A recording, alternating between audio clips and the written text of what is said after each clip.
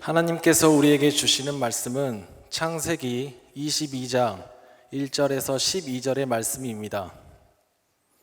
제가 보는 성경으로 구약 27쪽입니다.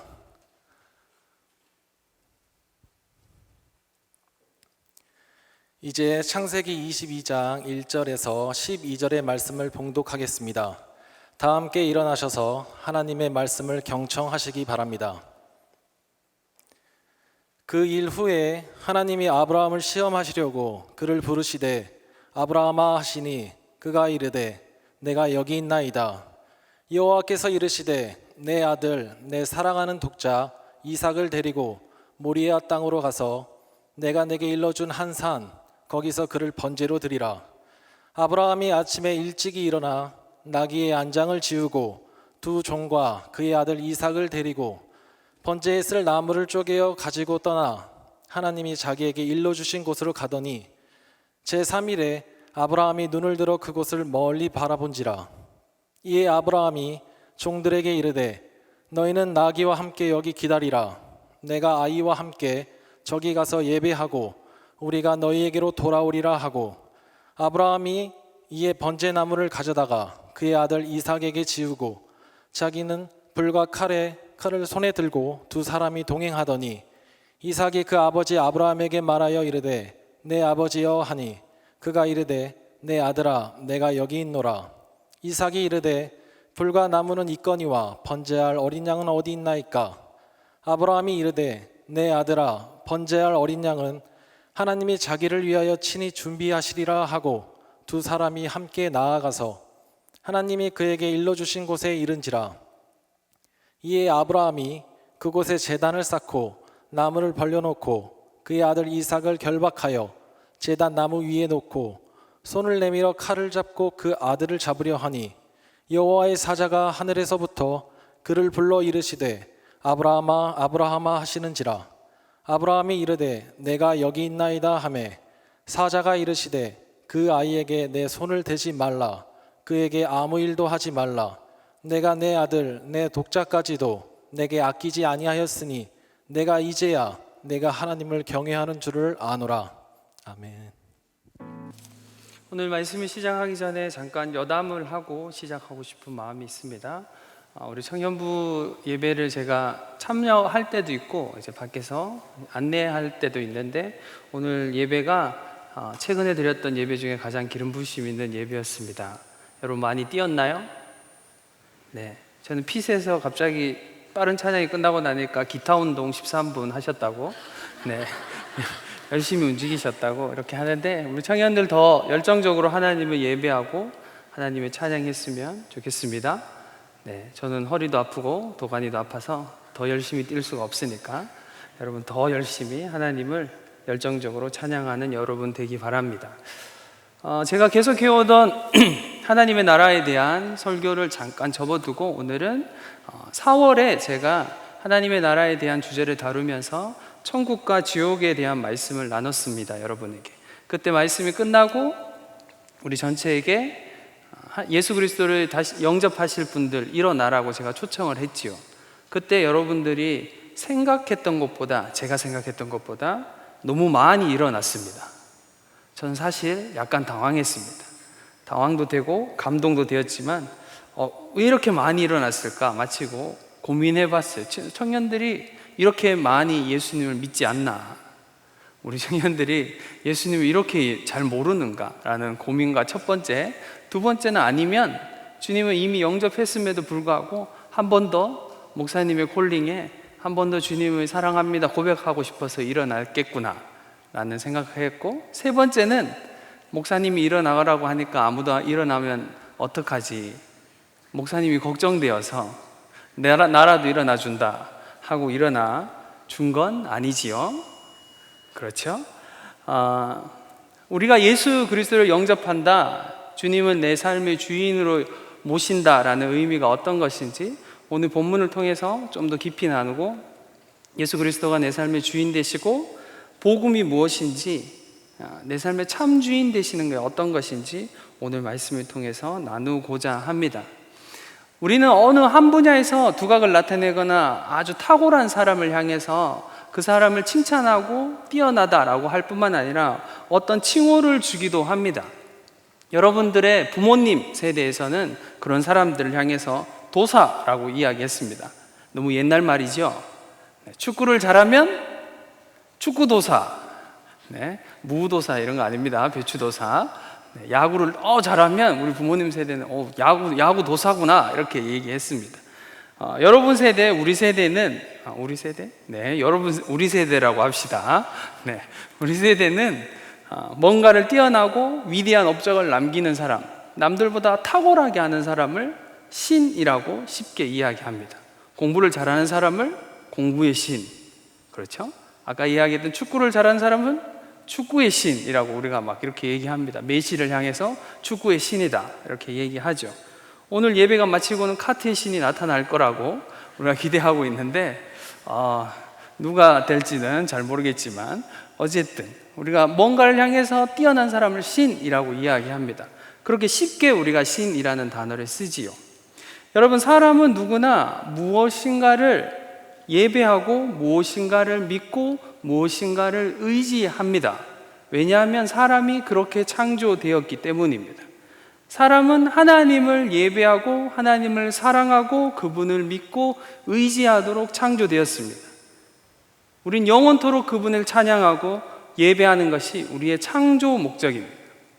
그래서 우리가 하나님을 예배하지 않으면, 하나님을 찾지 않고 그분을 경외하는 삶, 그분을 경배하는 삶을 살지 않으면 하나님 아닌 다른 무엇인가를 예배하거나 경배하게 되어 있습니다. 목사님, 저는 다른 종교를 갖지 않는데요. 목사님, 저는 믿는 게 별로 없습니다 라고 하는 청년들이 있을 수 있지만 그 사람도 자기를 예배하거나 자기를 믿고 있는 것이죠. 사실 보통 자기를 믿는 사람은 거의 없습니다. 다른 대상을 믿고 있지요. 그것이 돈일 수도 있고 명예일 수도 있고 성공일 수도 있고 또 누군가에게는 사람일 수도 있습니다. 그리고 그 대상을 향해서 자신의 열정을 쏟아내고 에너지를 붓고 그리고 그들을 사랑하고 그것을 예배하기 시작합니다. 예를 들면 19세기 산업혁명이 지나면서 사회 전반적으로, 사회 전체에서 찬양하고 예배했던 것이 지식입니다. 그리고 과학이지요.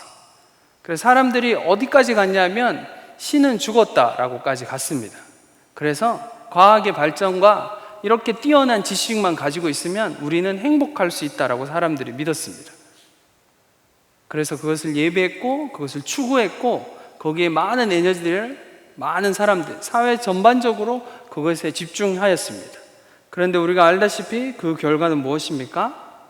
세계 제1차 대전, 2차 대전입니다.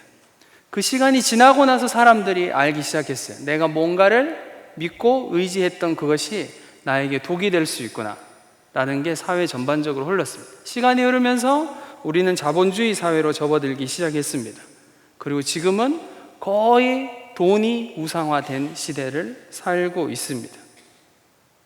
지금의 사회는 돈을 예배하고 돈을 사랑하고 돈을 믿고 돈을 경배한다라고까지 이야기할 수 있지요. 그것을 우리가 일컬어서 성경적인 용어, 기독교적인 용어로 이야기하면 우상입니다. 우리는 돈을 우상으로 삼아서 돈을 예배하고 돈을 경배하고 그것만 있으면 행복할 수 있다 말은 안 하지요. 그렇죠. 교회 다니니까, 그래도 교회 다니니까 말은 안 하고 생각만 하죠. 로또 되면 좋겠다. 어디서 건물이 하나 떨어지면 좋겠다. 그러면 평생 그냥 안전하게 살 수 있을 텐데. 그런 생각하지요. 여러분, 계속 제가 설교를 해가면서 중간중간에 이야기할 테지만 제 설교의 의도를 계속 잘 파악하셔야 됩니다. 뭔가 성공하지 마라 이런 얘기 아닙니다. 돈은 필요 없다 이런 얘기 아닙니다. 사회 전반적으로 지금 그렇게 흘러가고 있는 것이 사회의 풍토이고 우리가 살고 있는 세상이다 라고 이야기하는 겁니다. 여러분, 돈을 믿고 돈을 의지하고 돈을 사랑하고 돈을 예배하는 사람은 그것을 의지하고 따라가다가 처음에는 그것을 가지고 이게 있으면 나는 행복할 수 있겠다, 그리고 자유롭게 살 수 있겠다 라고 믿습니다. 그래서 그걸 위해, 그 시기를 위해 많은 에너지를 쏟고 모든 걸 희생해 가면서 그걸 얻고자 합니다. 근데 시간이 지나면, 시간이 흐르면 알게 됩니다. 여러분, 모든 우상의 패턴과 특징은 하나님 아닌 것에 하나님 아닌 것을 사랑하고 예배하고 경배하고 그것을 믿으면 그것이 우리에게 자유와 행복을 줄 것 같은데, 시간이 흘러서 내 삶을 돌아보면 그것이 내 삶을 파괴하고 있다는 걸 우리가 알 수 있는 것이죠. 왜 그렇습니까? 왜 그러냐면 하나님만이 믿음의 대상이시고 하나님만이 우리의 삶의 안정감이시기 때문입니다. 여러분 기억하십시오. 행복과 자유와 생명의 근원은 예수 그리스도 안에 밖에 없습니다. 여러분이 믿고 있는 기독교라는 종교는 예수 그리스도를 믿고 예수 그리스도로 충분해야지 그것이 그리스도를 믿는다라고, 예수 그리스도를 믿는 사람입니다라고 고백하는 사람의 삶입니다. 그리고 나머지는 부수적인 겁니다. 그것은 있어도 되고 없어도 되는 것입니다. 주님이 주시면 감사합니다. 없어도 감사합니다. 왜냐하면 이미 우리에게 모든 것이 주어져 있기 때문이죠. 기독교는 목사님, 저는 이것도 있고 예수님 정말 사랑하고 성공도 해야 되고 안전도 해야 되고 행복한 가정도 이루어야 됩니다. 여러분, 제가 계속 이야기하지만 그렇게 하지 말라는 이야기가 아닙니다. 그런데 그것보다 우선순위가 하나님보다 무엇인가가 여러분 삶의 우선순위가 되면 그것은 우상이 되는 것입니다. 그게 무엇입니까? 라고 물으면 그건 무엇이든지 될 수 있습니다. 그래서 10계명 1계명이 무엇입니까? 나 위에 다른 신을 내게 두지 말라. 그냥 그러고 끝납니다. 여러분, 하나님 외에 우리가 다른 신을 나에게 두면 그것은 우상이 되는 것입니다. 여러분, 가족을 사랑해야 됩니다. 그렇죠? 여러분이 주신 가정을 사랑하고 기도해야 됩니다. 여러분, 공부를 열심히 하고 직장 생활을 열심히 해야 됩니다. 성실하게 하고, 그리고 성공이란 걸 원하면 그렇게 성실하게 자신의 노력을 들여서 해 나가야 됩니다. 학생이라면 공부를 열심히 해야 되는 것이 당연한 그리스도인의 삶입니다. 그것을 하지 마라 라는 것이 아니라 그것이 하나님보다 우선순위는 되면 안 된다라는 것을 이야기하고 있는 것이죠. 제가 계속 이렇게 이야기하면 우리 착한 청년들, 우리 착한 천안중앙교회 청년들이 한 명씩 어떤 때는 와서 물을 때가 있습니다. 목사님, 저는 하나님을 사랑합니다. 하나님이 내 삶의 주인입니다. 그런데 목사님, 정직하게 저는 돈도 있었으면 좋겠습니다. 그리고 행복하길 원합니다. 그렇잖아요. 아닌 척하고 앉아 있어도 다 압니다. 우린 다 그러니까요. 행복하길 원합니다.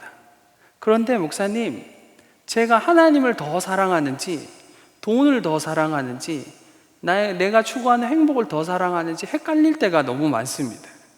어떤 선택을 해야 될 때, 뭔가를 해야 될 때 내가 정말 하나님을 더 사랑하는 건지, 아니면 내가 원하는 그것을 위해 하나님을 이용하고 있는 건지 너무 헷갈릴 때가 많습니다 라고 질문하는 친구들이 있습니다. 너무 귀하고 보배로운 친구들이죠. 오늘 본문은 이 질문에 아브라함이 답하고 있는 본문입니다. 아브라함은 믿음의 조상이라는 수식어가 따라다니는 인물이죠. 여러분, 아브라함에게 이삭이라는 아들은 보통 아들이 아닙니다. 많은 아들 중에 그냥 한 명 아들, 이 정도가 아닙니다. 고대 사회에서 장자라는 건, 특별히 장자라고 하는 건 아주 특별한 의미를 가집니다. 그래서 야곱이 그토록 장자권을 원했고, 출애굽 당시 10가지 재앙 중에 마지막 클라이막스를 장식하는 마지막 재앙이 장자의 죽음 재앙입니다. 여러분, 혹시 출애굽기를 읽으면서 10가지 재앙이 9가지까지 쭉 가다가 마지막에 장자 죽음 이러면서 약간 힘이 빠지는데 뭔가 더 막 이렇게 막 화산이 폭발하고 막 지진이 일어나서 막 그런 큰일이 일어나야 될 것 같은데, 마지막 10번째 재앙이 장자 죽으면 그 다음에 둘째도 있을 텐데 그럼 그냥 되지 않을까? 이런 생각 해보지 않았나요? 여러분, 그런 의미가 아닙니다. 장자의 죽음이란 건 장자는 그 집안 자체입니다. 그 집안이 이어가야 되는 사람이고, 그래서 장자에게는 더 많은 상속권이 주어지고, 그래서 다른 형제보다 더 뛰어난, 더 많은 에너지를 쏟아붓는 것이 장자입니다. 그 집안 자체이죠. 그래서 장자를 쳤다라고 하는 건 그 집안의 장자를 쳤고 죽였다라고 하는 의미는 그 집안을 치셨다라는 의미로 받아들이면 됩니다. 그러니까 애굽에 있는 모든 집안을 주님이 심판하셨다, 죽이셨다라고 보면 되는 거예요. 애굽 전체를 그렇게 심판하셨다라고 보면 되는 것입니다. 말 그대로 주님이 애굽을 끝장내신 것이죠.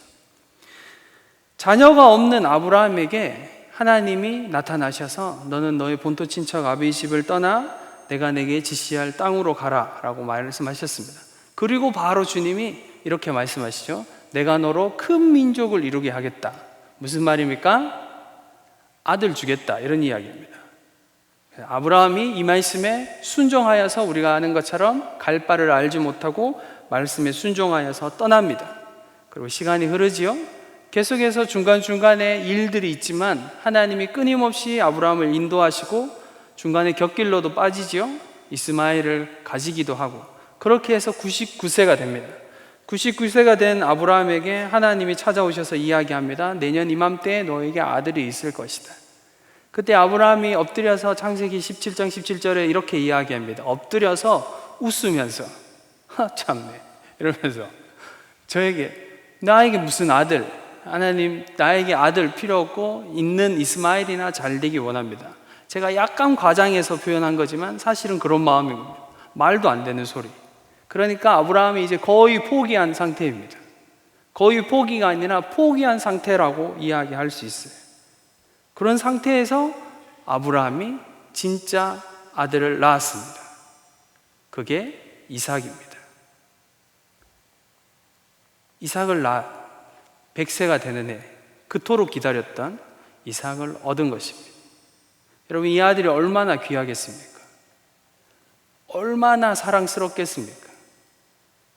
여러분 할머니 할아버지들이 이렇게 표현하죠. 눈에 넣어도 아프지 않다, 이제 너희들은 아프다, 막 이렇게 여러분들에게 표현하실 텐데, 여러분 제가 생각하기에 저에게 당신이 부모님에게 한 가장 큰 효도는 무엇입니까? 라고 물으면 저는 손주를 낳아준 것입니다. 물론 제가 놓은 건 아니죠. 제 아내가 낳았는데 표현할 때 손주를 낳아준 겁니다 라고 이야기할 수 있습니다. 지금은 돌아가신 아버지께서 첫 손주인 우리 제 딸 가은이 손녀가 처음 100일이 지나고 이제 조금 움직일 수도 있을 때 처음 본가를 데려간 날이 있었습니다.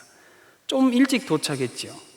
조금 일찍 도착했어요. 생각보다 예고한 시간보다 빨리 도착했습니다. 빨리 도착해서 집에 들어갔는데 제가 태어나서 처음 보는 광경을 보았습니다. 아버지가 청소기를 돌리고 있었습니다. 아버지가 청소기를 돌리고 있는 거예요. 저는 진짜 깜짝 놀랐습니다. 태어나서 한 번도 본 적이 없습니다. 경상도 사나이십니다. 집안일을 하지 않으십니다. 10시나 11시에 집에 들어오셔서 분명히 저녁을 먹고 들어오셨는데 밥 먹자라고 하십니다. 그러면 밥을 차려드립니다, 어머니가. 그리고 밥을 또 먹어요. 그렇다고 우리 아버지가 막 엄청 묵뚝뚝하거나 그런 경상도 아버지는 아니셨습니다.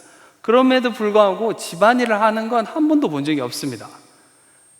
집에 방에 전구가 나가도 어머니가 갈든지 제가 한 중학교 될 때쯤부터는 제가 갈든지 해야지, 아버지가 집에 있으면 아버지는 절대로 갈지 않습니다. 그냥 캄캄하게 지내시면 지냈지. 그런 아버지가 손녀가 온다고 청소기를 돌리고 있는 거예요. 깜짝 놀랐습니다. 그리고 시간이 흘러서 이제는 둘째 아들을 낳았습니다. 저희 집안에 루아가 제 아들 이름인데 루아는 유일한 아들입니다. 저희 집안에서 루아를 낳았어요. 루아를 데리고 가면 그렇게 기뻐하셨습니다. 대구에서 제가 사역할 때 제가 사역에 너무 지쳐서 하루는 아내에게 허락을 받고 혼자 잠깐 하루만 본가에 가서 쉬고 오겠다고 했습니다. 아내가 허락해 주었지요. 그래서 제가 혼자 예고 없이 부모님의 본가에 가서 쉬기로 해서 혼자 갔습니다. 아버지가 일하시다가 제가 왔다는 소식을 듣고 일찍 귀가하셨습니다. 일찍 집에 들어오셨다가 제가 혼자 온 걸 보고는 혼자 오려면 왜 왔니? 이렇게 이야기하고 다시 나가셨습니다. 여러분, 할아버지 할머니들에게 있어서 손주는 부모님보다 더 귀한 자녀예요. 아브라함에게 있어서 이삭은 이것보다 더한 것이죠. 그토록 오랫동안 기다렸던, 그리고 기다리다 포기한 아들을 하나님이 주신 것입니다. 그리고 하나님의 말씀의 성취입니다. 다른 말로 이삭은 비전 그 자체입니다.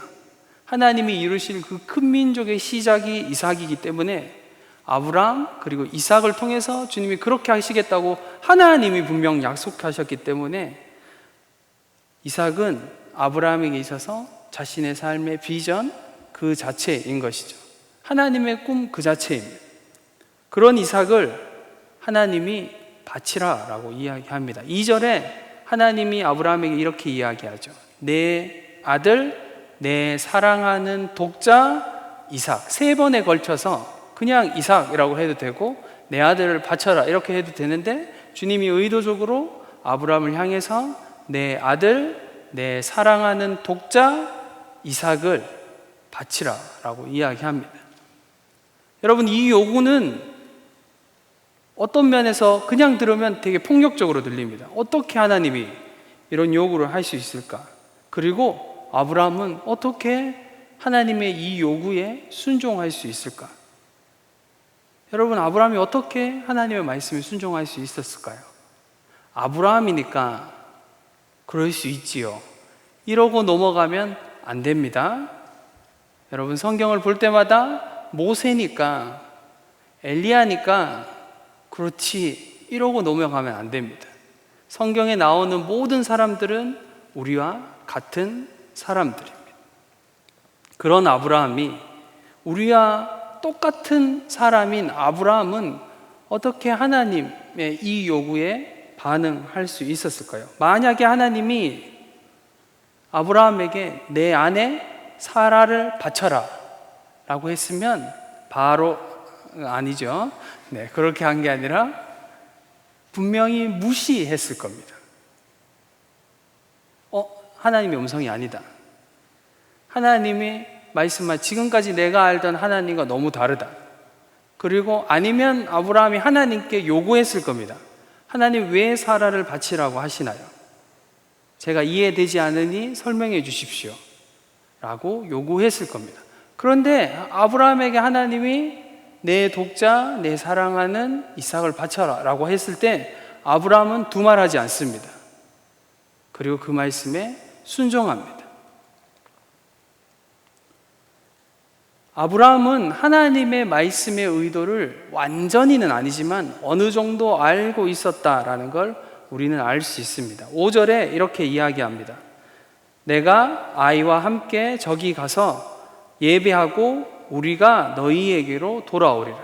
종들에게 그렇게 이야기하죠. 가서 예배하고 우리가 혼자 올게. 이삭 그냥 바치고 혼자 올게 이렇게 얘기 안 하고 우리가 돌아오리라. 아브라함은 가서 예배를 드리고 같이 돌아올 거라는 걸 알고 있습니다. 그리고 8절에도 이렇게 이야기하죠. 8절 마지막에 하나님이 자기를 위하여 친히 준비하시리라. 하나님이 뭔가 준비하셨을 거야 라고 이야기합니다. 여러분, 히브리서 기자는 이 대목을 히브리서 11장 19절에서 이렇게 얘기합니다. 저가 능히 죽은 자 가운데서 다시 살리실 줄로 생각한지라. 무슨 말입니까? 혹 내가 정말 이삭에게 칼을 대고 이삭을 죽일지라도 하나님이 이삭을 다시 살리실 것이다 라고까지 믿었습니다. 히브리서 기자는 그렇게 이야기하고 있는 것이죠. 여러분, 아브라함은 그냥 이러다 주님이 마시겠지, 그리고 하는 척하면 하나님이 괜찮아 하시겠지 라고 생각하지 않았습니다. 정말 하나님의 말씀에 순종해서 그렇게 행동한 것입니다.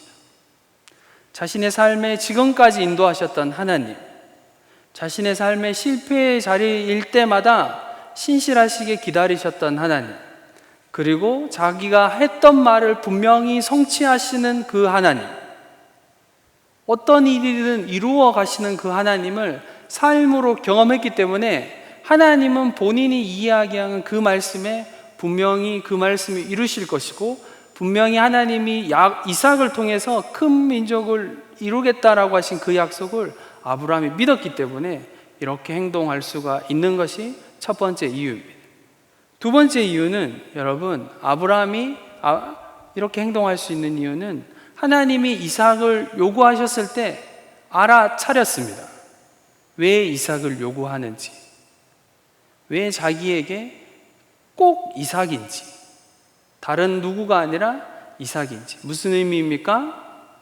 아브라함의 삶에서 가장 귀한 것, 가장 삶에 가장 큰 영향력을 미치는 것, 아브라함의 삶의 우선순위에서 가장 높은 곳에 있는 것이 하나님이 아니라 어느 날부턴가, 하루아침에 그렇게 된 게 아니라 시간이 흐르고 흐르다 보니 이삭과 시간을 보내고 이삭과 하는 시간들을 통해서 점점 우선순위가 변해가는 것이죠. 그러다가 어느 날 깨닫게 되어 갈 때쯤 하나님이 그곳을 정확히 찌른 것입니다. 그리고 하나님의 요구에 아브라함이 알아들었습니다. 무슨 이야기인지, 왜 이삭을 요구하시는지. 여러분, 삶을 살다 보면 여러분 삶에도 이삭과 같이 내가 중요하게 생각하고 쫓고 있는 것을 향해서 내 에너지를 쏟아낼 때가 있습니다. 그리고 그것이 하나님을 위해서 한다라고 할 때도 있지요. 그리고 그것을 집중하고 해내다가 어느 날 시간을 지나다 보면 하나님보다 그것이 우선순위일 때가 있는 것입니다. 그럴 때가 되면 주님이 여러분에게 찾아와서 꼭 물으시는 날이 있습니다. 그것을 나에게 달라고 찾으시는 날이 있습니다. 여러분, 앞에 드렸던 질문, 어떻게 아브라함은 어떻게 하나님을 더 사랑하는지, 사랑해서 내가 이 일을 하고 있는지 헷갈릴 때 알 수 있는 방법, 하나님이 그것을 가져가셔도 나는 여전히 하나님을 신뢰하고 사랑하고 하나님을 따라갈 수 있는가입니다. 여러분 삶에, 여러분 직장인이면 통장 잔고에 갑자기 0이 된다. 주님이 가져가실 거다. 늘 0이신가요? 마이너스 통장을, 아버지, 그러면 안 되는데. 갑자기 여러분 삶에 가장 중요하게 생각하는 재정을 거두어 가시겠다라고 해도 힘들죠. 어렵죠. 너무 쉽지 않죠. 그럼에도 불구하고 나는 하나님을 신뢰합니다. 하나님을 사랑하고 여전히 하나님을 경배하며 예배하겠습니다. 라고 고백할 수 있는지. 여러분 삶에 귀한 사람들 주님이 주셨고 동역하게 베풀어 주셨는데 그 사람을 하나님이 데려가신다면 그럼에도 불구하고 여전히 나는 하나님을 신뢰할 수 있습니다. 너무너무 힘들겠지만, 꽤 오랜 시간 슬픔에 허덕이겠지만, 그럼에도 불구하고 내가 고백할 수 있는 건 하나님을 여전히 신뢰하고 그분을 예배하고 그분을 경배할 수 있는가를 보면 나는 하나님을 예배하는 사람인가 다른 무엇을 예배하는 사람인가를 알 수 있는 것입니다. 여러분, 제가 천안으로 사역을 옮길 때 가장 첫 번째 고려했던 것이 가정입니다. 저는 지금까지 살면서 사역에 대해서, 사역지로 옮기거나 사역에 중요한 뭔가의 삶의 결정을 할 때 가정을 전혀 고려하지 않았습니다. 주님이 가라고 하시면 가고, 머물라고 하면 머물고, 떠나라고 하면 떠나는 삶을 살았습니다. 천안에 올 때는 약간 달랐습니다. 가정을 꽤 많은 비중을 생각하고 천안으로 사역을 옮겼죠. 그 이유는 서울에서 있을 사역하는 동안에 재정이 너무 힘들었습니다. 제 삶에 그렇게 재정으로 힘든 시간이 없었습니다. 그리고 우리 가정이 그렇게 재정이 힘드니까 우리 아이들도 힘들 거잖아요. 그리고 부모님이 계속 재정 때문에 어려워한다는 걸 이제 아이들이 나이가 조금씩 들면서 알기 시작했습니다. 루아의 나이가, 제 아들 루아의 나이가 그때 10살이었습니다. 그날도 저는 사역을 하고 이른 기가 10시에 집에 들어왔습니다. 일찍 들어왔죠. 일찍 들어온 겁니다. 여러분, 일찍 10시에 집에 들어왔어요. 어쩔 수 없이 교회 문을 닫았기 때문에 더 이상 일을 할 수 없어서 집에 들어왔습니다. 아내가 갑자기 다른 얘기를 하다가 슬쩍 이야기를 하는 거예요. 낮에 있었던 이야기. 루아랑 길을 가다가 루아가 오뎅이 먹고 싶다. 어묵이라 해야 되나요? 오뎅이라고 하겠습니다. 그게 제가 더 편하니까 오뎅이 먹고 싶다고 했어요. 그래서 먹으라고 했습니다. 아들이 하나를 먹었습니다. 이 녀석은 분명히 더 먹고 싶습니다. 저희 아들은 먹는 것을 좋아한답니다. 네, 맞아요. 밥보다 간식을 좋아하는 녀석이기 때문입니다. 그런데 아들이 먹지 않는 거예요. 아내가 더 먹어도 돼 라고 이야기했는데 아들이 이렇게 얘기했답니다. 엄마 돈 없잖아. 그러니까 안 먹을래.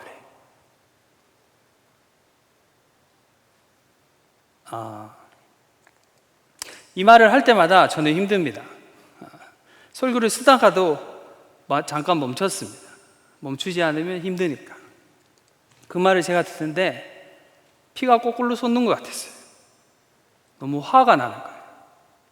너무 분노가 마음 안에 들어차는 겁니다. 너무 힘들었어요. 그래도 어떡합니까? 상황이 그러니까 덤덤하게 어쨌든 넘어갔습니다. 그리고 시간이 지나고 사역을 옮겨야 될 때 제가 가정을 좀 더 생각하고 좀 더 안정적인 곳에서 사역해야 되겠다라고 생각해서 천안을 선택한 아주 중요한 이유가 가정이 꽤 많은 비중을 차지합니다. 그리고 시간이 흐르고 지금 여기서 사역하고 있지요. 그런 최근에 주님이 저를 찾아오셔서 말씀하셨습니다. 제 마음 가장 깊은 곳에, 아주 깊은 곳에 있는 하나님을 향한 분노, 하나님을 향한 화가 나. 하나님, 내가 하나님을 위해서 이렇게 살았는데 어떻게 내 삶에 이렇게 하실 수 있습니까? 내가 이렇게 많은 걸 주님을 위해서 드렸는데 어떻게 하나님 내 삶에 내 아들에게 이런 상처를 줄 수 있습니까? 그런 분노가 내 안에 있었어요. 그것이 어디로부터 시작됐는지 주님이 보게 하셨습니다. 누구를 향한 분노입니까?